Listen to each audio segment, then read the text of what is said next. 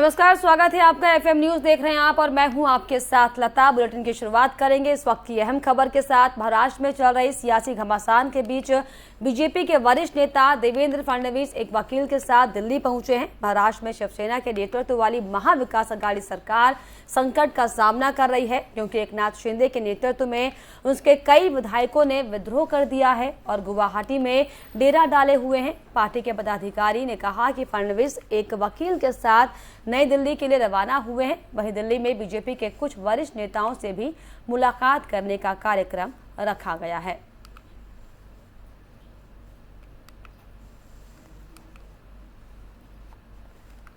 तो देवेंद्र फडणवीस आपको बताएं कि दिल्ली पहुंच चुके हैं। सियासी घमासान के बीच अब लगातार ये कयास हालांकि लगाए जा रहे हैं कि अब महाराष्ट्र में जो स्थितियां बनी हुई हैं, जाहिर तौर पर हो सकता है कि अब बीजेपी फ्लोर टेस्ट की मांग करे और ऐसे में ये संकेत माने जा रहे हैं कि दिल्ली के नेताओं से बातचीत करने के लिए देवेंद्र फडणवीस दिल्ली पहुंचे हैं।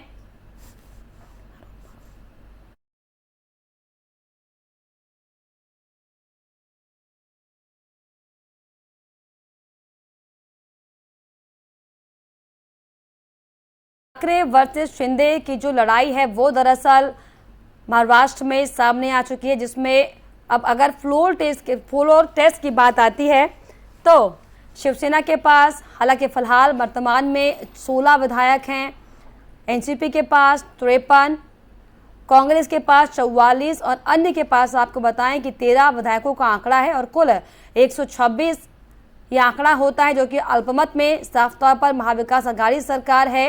और अगर ऐसे में अगर शिवसेना के बागी विधायकों को दूसरे खेमे में लाकर जोड़ा जाए तो जो शिवसेना यानी कि जो शिंदे सेना नई बन चुकी है उसके पास 39 का आंकड़ा है।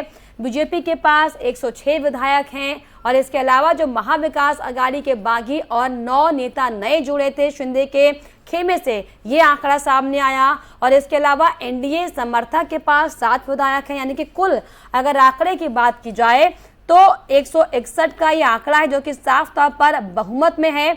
और इसीलिए अब ये कयास लगाए जा रहे हैं कि जो पूरा समीकरण था महाराष्ट्र का वो बदल चुका है। जिस तरीके से महाविकास अघाड़ी सरकार का जो निर्माण हुआ था वो पूरी तरीके से अब टूट चुकी है, क्योंकि जो बहुमत का आंकड़ा है वो दूसरे खेमे में जा चुका है। और यही दरअसल बड़ी वजह है कि अब ये कयास लगातार लगाए जा रहे हैं कि जो देवेंद्र फडणवीस दिल्ली पहुंचे हुए हैं, दिल्ली में बड़े नेताओं से बातचीत की जाएगी कि अब जो आंकड़ा बहुमत का तैयार बीजेपी ने कर लिया है इसे अब आगे कैसे इंप्लीमेंट किया जाए और कैसे महाराष्ट्र में सरकार बनाने के लिए दावा पेश किया जाए। जी हाँ, क्योंकि जिस तरीके से महाराष्ट्र में जो सियासी संकट लगातार गहमा गहमी का माहौल जो लगातार बना हुआ है, इससे बीच जिस तरीके से उद्धव ठाकरे हालांकि ये दावा कर रहे थे कि उनकी सरकार नहीं गिरेगी, लेकिन जो समीकरण सामने आ रहे हैं ये साफ तौर पर बताते हैं कि अब जो उद्धव का पलड़ा है वो साफ तौर पर गिर चुका है,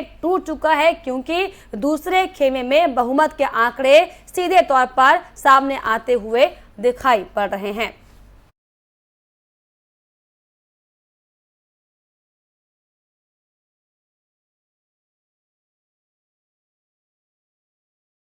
वहीं शिवसेना सांसद संजय राउत को ईडी ने दूसरा समन जारी कर दिया है। ईडी ने राउत को 1 जुलाई को बुलाया है। मनी लॉन्ड्रिंग के एक कथित मामले की जांच के सिलसिले में ईडी ने समन भेजा था। ईडी ने राउत को मुंबई की एक चौल के पुनर्विकास और उसकी पत्नी से जुड़े अन्य वित्तीय लेनदेन से जुड़े धन शोधन के कथित मामले की जांच के सिलसिले में पूछताछ के लिए तलब किया था। राउत को ऐसे समय में तलब किया गया है जब शिवसेना के कुछ विधायकों की बगावत की वजह से महाराष्ट्र की महाविकास अघाड़ी सरकार के भविष्य पर संकट के बादल मंडरा रहे हैं। ईडी के एक अधिकारी ने बताया कि राउत अलीबाग की अपनी पूर्व निर्धारित यात्रा के कारण मंगलवार को शहर में नहीं है और उनके वकील पेशी के लिए अतिरिक्त समय देने की मांग उनकी तरफ से की गई है।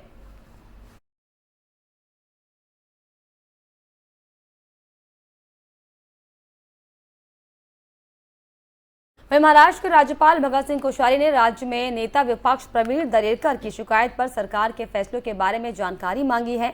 राज्यपाल के प्रमुख सचिव संतोष कुमार ने बताया कि राज्यपाल ने राज्य के मुख्य सचिव को पत्र लिखकर 22 से 24 जून तक राज्य सरकार द्वारा जारी सभी सरकारी प्रस्तावों और परिपत्रों की पूरी जानकारी देने के लिए कहा गया है। विपक्ष ने आरोप लगाए हैं कि सरकार ने अल्पमत में होने के बाद भी अंधाधुंध फैसले किए और सैकड़ों करोड़ रुपए जारी करने का सरकारी आदेश दिया।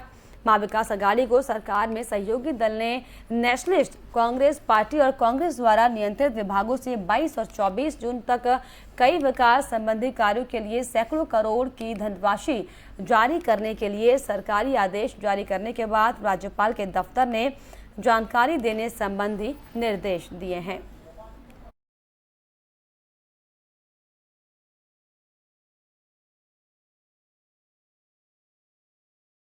वहीं दिल्ली पुलिस ने पत्रकार मोहम्मद जुबैर को दंगा के लिए उकसाने के आरोप में गिरफ्तार कर लिया है। इस मुद्दे पर तमाम विपक्षी नेता केंद्र पर हमला बोल रहे हैं।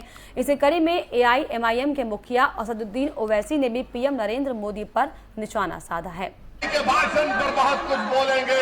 हम देश के प्रधानमंत्री से पूछना चाहते हैं कि नुपुर शर्मा को क्यों गिरफ्तार नहीं कर रहे? क्यों भारत के प्रधानमंत्री नुपुर शर्मा को बचा रहे हैं? क्यों बचा रहे हैं? नुपुर शर्मा को बचा रहे हैं, जुबैर को जेल में डाल रहे हैं। बताइए देश के प्रधानमंत्री, आपने तो इमरजेंसी को कंडेम किया था, मगर ये क्या हो रहा है हमारे देश में?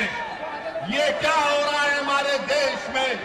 मेरे अजीज दोस्तों और बुजुर्गों, ये भाजपा के लोग ओवैसी पर बड़ी बड़ी तनकीद करके गरीबों के घर पर बुलडोजर ले जाकर तोड़ते। अरे भाजपा वालों, सुनो मेरी बात को। अगर तुमने इतनी हिम्मत है तो चलो उस लद्दाख की सरजमीन पर जहां पर चीन की फौज भारत की जमीन पर कब्जा करके बैठी है, लेके जाओ बुलडोजर वहां पर। मैं भी तुम्हारे साथ चलने तैयार हूं। चीन को खाड़ कर फेंको जो 1000 भारत की स्क्वायर किलोमीटर जमीन पर चीन कब्जा करके बैठा है। 2 साल से चीन कब्जा करके बैठा है, मगर हमारे देश के प्रधानमंत्री चीन की बात नहीं करते, चीन का नाम लेने से डरते हैं। आज अखबार में आया कि चीन अपनी फौज जहां पर हमारी जमीन है वहां पर एयरपोर्ट बना रही है, वहां पर फौज को मजबूत कर रही है। भाजपा वालों, कभी चीन की भी तो बात कर लो। तुमको मुझसे बड़ी मोहब्बत है, मैं जानता हूं, मगर इतनी मोहब्बत देश से भी तो करो। चीन के खिलाफ बोलो, मगर चीन के खिलाफ बोलने से कतराते हैं। मगर इंशाअल्लाह ताला मेरे अजीज दोस्तों और बुजुर्गों, आपका बेहद शुक्रिया के बाद। और यहाँ पर रुकेंगे एक छोटे से ब्रेक के लिए।